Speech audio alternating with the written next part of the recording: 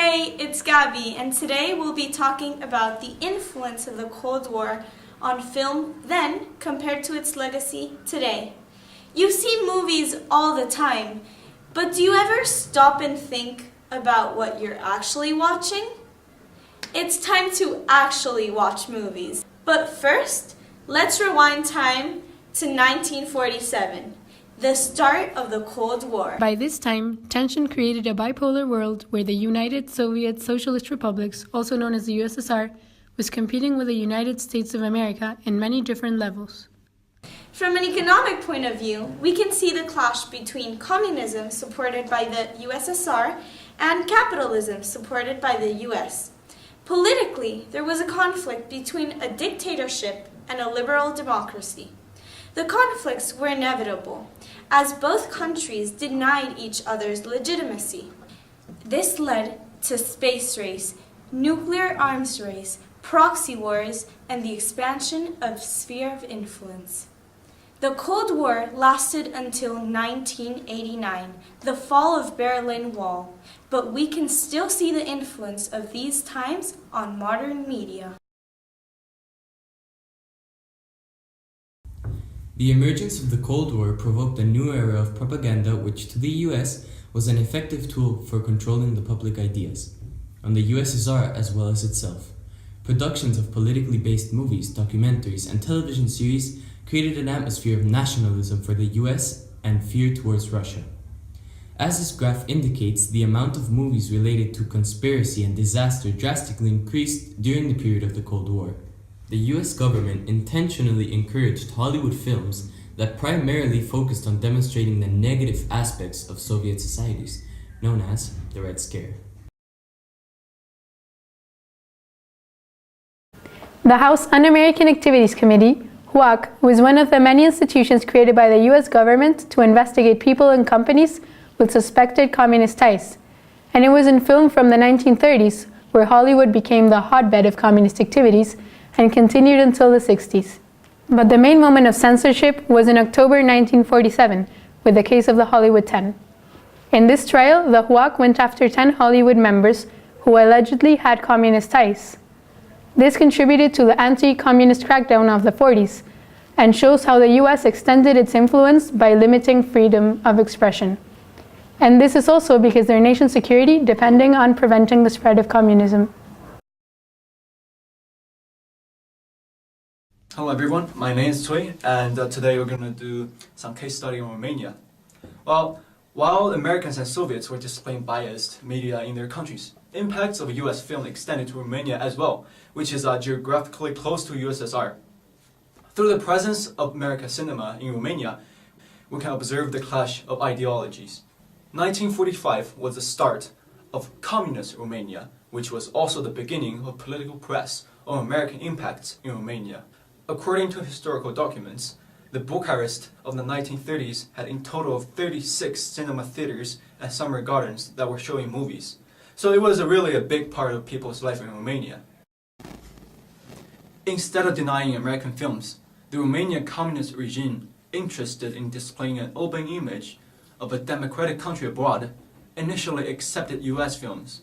Nevertheless, situations drastically changed after the signatory of the Peace Treaty, or the Treaty of Bucharest. Published on the first page of all newspapers, it stated, "The democratic regime aims to put the motion pictures in service of the people, to contribute to their education of the large masses. This end can be reached by showing films with a high ethical, cultural, and artistic level. Fulfillment of this end will only be possible when the motion pictures will be put into the hands of the people, when the motion pictures will be controlled and planned by the state." People turned their attention to American films, although the Romanian government did not allow them to do so. The conflicts between the Romanian communist government and American films did not stop until the fall of the Soviet Union. I hereby turn over to ISM Incorporated everything I have, including my freedom and the freedom of my children and my children's children, in return for which said ISM promises to take care of me forever. Including my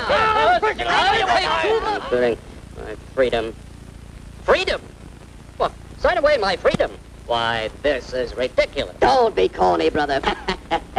Sure, our system of free enterprise isn't perfect. But before we throw it away for some imported double... Just a sample of the things the capitalistic system has given us in only 160 years. Before signing up, you boys ought to try a little taste of Dr. Ism's formula to see what you'd get in exchange for your freedom. Go ahead, try it. You can't do this to me! I'll strike!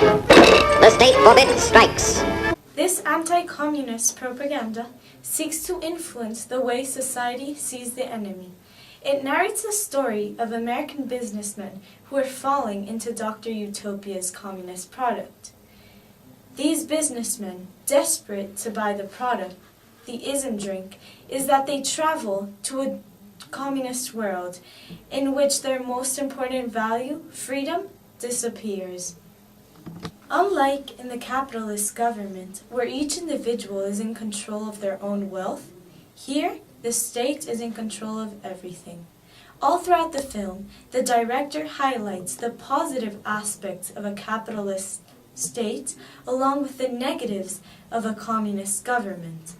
This strategy influences society by creating a greater hate towards the Soviets' communist ideal, believing that there is no better than the American way. The second movie we'll study is The Red Menace, your typical Red Scare film. And starting by its title, we can only deduce that it's a direct type of political propaganda.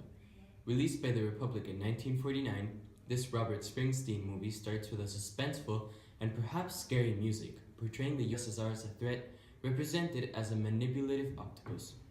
Its long tentacles reference Russia's growing sphere of influences, as if spreading the poison of communism to underline one fact, that Soviet Union could do no good.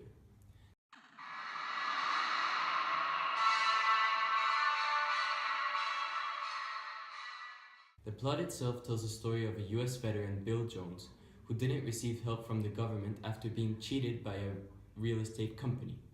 This, of course, makes him an easy target for the American Communist Party, which tries to lure him in with its dirty and blunt propaganda.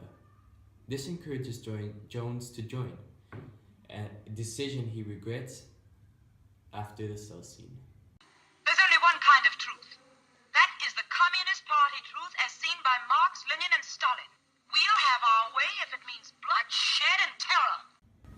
The principal lack of freedom of expression attributed to the communists is shown when a man is given an unfair death penalty when voicing an opinion. Here we can see the influence of the Cold War on film, as the movie tries to prove USSR will do anything to get people on their side and that murder won't stop them to uphold whatever reputation they want to show. It aims not only to glorify the US's liberal democracy, but to do that by portraying Russian people as if they all thought like the Kremlin. The film The Front was released in 1976. The movie is about Howard Prince, a cashier who is dissatisfied with politics in America. One day, Alfred Miller, a blacklisted screenwriter, asks the cashier if he would sell one of his scripts under his names, to which Howard agrees, thinking he'll gain both wealth and fame. As time proceeds, Prince begins working with other blacklisted writers, publishing the scripts under the name of Howard Prince, becoming a front for them. The film tries to influence the American society to believe that the capitalist government is the best, since it allows you to do what you desire for your own good instead of the common one. Fairy tales can come true. It also seeks to highlight the role of the individual and how in this case Howard Prince is able to stand out and make a change, something that would be impossible to happen in a communist world where everything is under the control of the state.